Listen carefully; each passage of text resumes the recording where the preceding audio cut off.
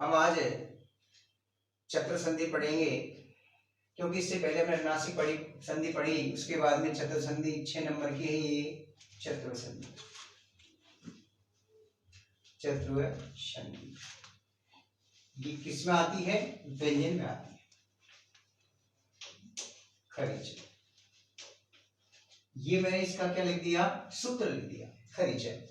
इसमें क्या होता है, ध्यान देने की बात यह है, झल प्रत्याहार वर्णों के बाद, झल प्रत्याहार वर्णों के बाद में खर प्रत्याहार के वर्ण आते हैं। खर में कौन कौन से आते हैं? झल में कौन कौन? झल आपने पढ़ा, झलाम जसवंती जैसे संधि में, तो झल वर्णों में कौन कौन से वर्ण आते हैं? प्रत्येक वर्ग का पहला, दूसरा, तीसरा, चौथा वर्ण से आते हैं।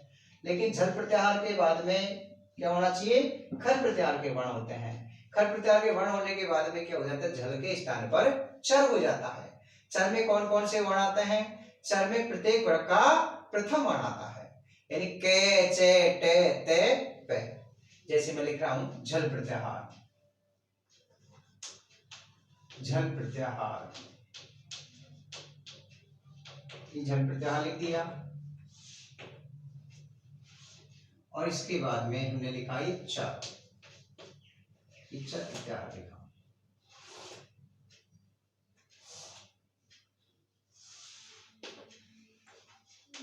के, खे, गे, घे। इसके बाद में है चे, छे, जे, झे, टे, ठे, डे, ढे, ते, थे, दे, पे, फे, बे और के, चे, टे, ते और पे। ये हमने लिख दिया के, चे, टे, ते, पे। क्या लिखा ये पे है, के, चे, टे, ते, पे। कब होता है इनका झल का प्रथम वर्ण? कब होता है? जिनके बाद प्लस क्या होना चाहिए? पहला, दूसरा, या से और से। इन वर्णों में से कोई सा भी वर्ण आता है तो हम कौन सा वर्ण करते हैं? कौन सा वर्ण करते हैं? प्रथम वर्ण कर देते हैं। जैसे हमने लिखा यहाँ यथा, एक उदाहरण लिख रहे हैं, जैसे हमने लिखा उद प्लस पन,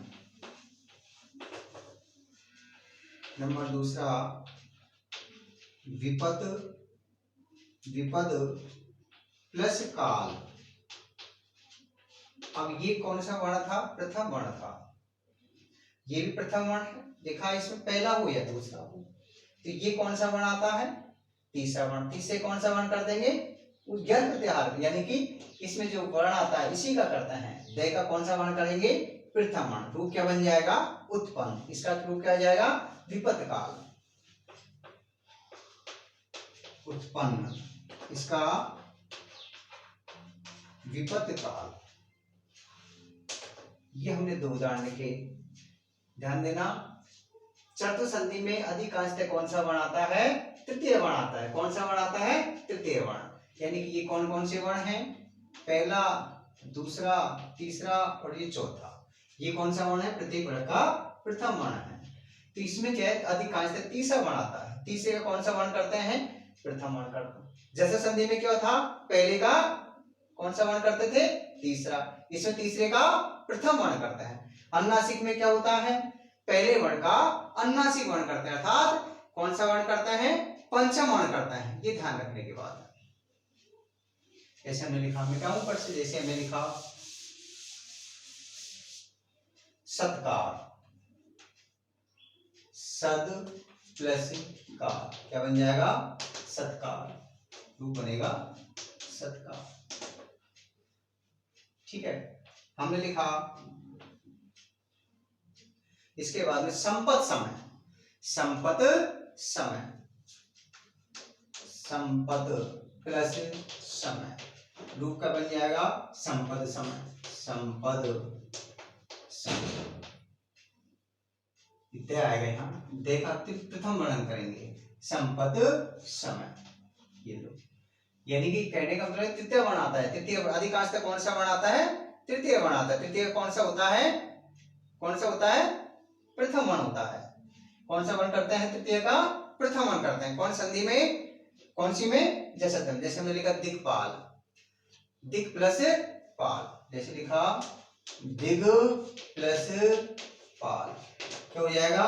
दिक्पाल। ये लो, कौन संधि हो गई? ये वही चतुर संधि है, क्योंकि तीसरे का कौन सा वर्ण कर रहे हैं? इसमें प्रथम वर्ण कर रहे हैं। कौन सा वर्ण कर रहे हैं? प्रथम वर्ण कर रहे हैं। जैसे लिखा उत्साह, उद प्लस सा है, क्या हो जाएगा? उत्साह। कौन संधि के उदाहरण है ये सारे? कौन संधि के उदाहरण है ये? चतुर संधि के उदाहरण है। ठीक है, जैसे हम लिखते हैं कपु प्रांत है, कपु प्रांत। अब इसमें क्या है? कौन सा बना रहा है? ये चौथा। चौथे कौन सा कर देंगे? प्रथम। रूप क्या हो जाएगा? प्रांत। ये हमारी कौन संधि हुई? चतुर संधि। इसके बाद में अगली संधि देखेंगे, अगली संधि लिखेंगे जिसमें देखो 7 नंबर की संधि है। 7 नंबर की संधि में हम लिखेंगे तुकागम, तुकागम संधि। अब इसमें क्या है? तुक प्लस आगम, तुक प्लस आगम, यानी तुक का आगम हो जाता है। तुक का मतलब तय का आगम होता है। कब होता है?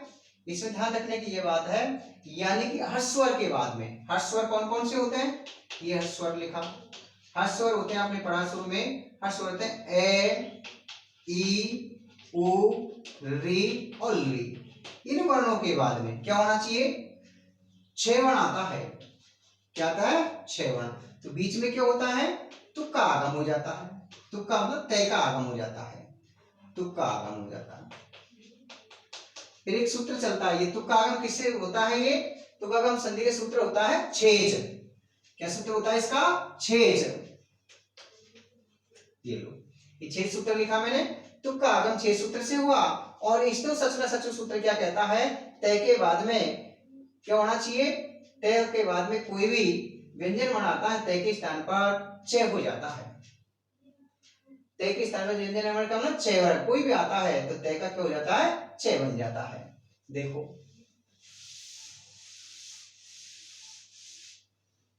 ठीक है, हमने लिखा यहां परि प्लस छेद। अब इसमें क्या था? ई अस्वर आ रहा है, इसके बाद में 6 आ रहा, तो बीच में किसका आगम हो जाएगा? तुक का आगम हो जाएगा। तुक का मतलब तय। तय किससे आया? ये छेद सूत्र से। ध्यान रखना। तो हमारे रूप पास में आ गए परित प्लस छेद, ये रूप बन गया।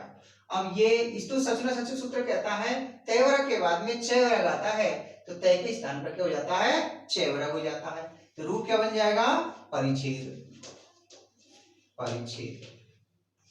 अब ये तय के स्थान पर चय किससे बना है? स्तु सचुना सचु सूत्र से। ये ध्यान रखने की बात, यानी कि इसमें परिच्छेद आ जाएगा। जैसे हमने लिखा विच्छेद, क्या रूप लिखा? विच्छेद। इसमें वही है वि प्लस छेद। बीच में ये अस्वर आ रहा है, ये 6 वर्ण आ रहा है, बीच में तुक का आगम हो जाएगा। तुक का मतलब तय का आगम होगा। तय का आगम किससे होगा? छेद सूत्र से होगा। तो हमारे पास में रूप क्या बन जाएगा? वित। ये तय है, ये इस बीच में तय का आगम हो गया, तो हमारे पास में रूप बन जाएगा वित प्लस छेद। अब तय के स्थान पर इस्तो सचुना सचु सूत्र कहता है, इस्तो सचुना सचु सूत्र कहता है तय के बाद में 6 आता है, तो तय के स्थान पर भी 6 हो जाएगा। रूप क्या बन जाएगा? विच्छेद। क्या रूप हो जाएगा? विच्छेद। जैसे स्वच्छंद है, क्या रूप है? स्वच्छंद, स्व प्लस छंद। एक उदाहरण और देख लो, स्वच्छंद, स्व प्लस छंद। इसमें कोई ऐश्वर आ रहा है, कौन सा? ये हर्षस्वर है, तो रूप क्या बन जाएगा इसका? तय का आगम होगा, तुक आगम, तुक्का आगम हुआ, उसके बाद में इस्तो सच न सच सूत्र कहता है तय के बाद में छह वर्ग का कोई भी वर्ण आता है तय के स्थान पर छह हो जाता है, रूप बन जाएगा स्वच्छंद, ये रूप बन जाएगा। ये हमारी कौन संधि हुई? तुकागम संधि हुई। अगले वीडियो में फिर हम आगे संधि पढ़ेंगे।